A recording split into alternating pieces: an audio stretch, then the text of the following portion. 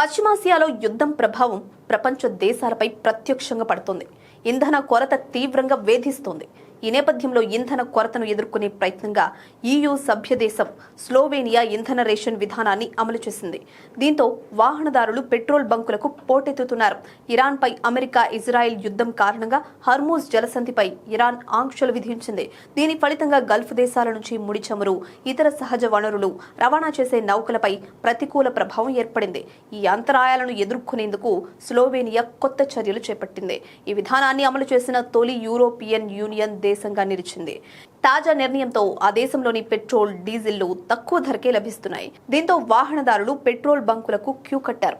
ఇంధన ration rules లో భాగంగా వ్యక్తిగత వాహనదారులు రోజుకు గరిష్టంగా 50 లీటర్ల ఇంధనం వరకు కొనుగోలు చేసుకోవచ్చు.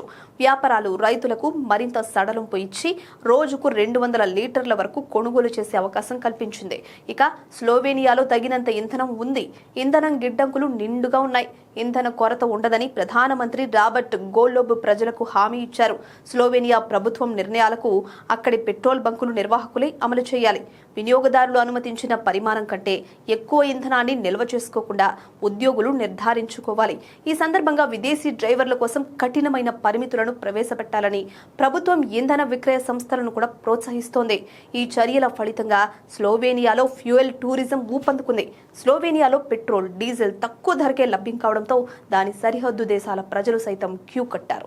స్లోవేనియాకు వచ్చి ఇంధనం కొనుగోలు చేస్తున్నారు.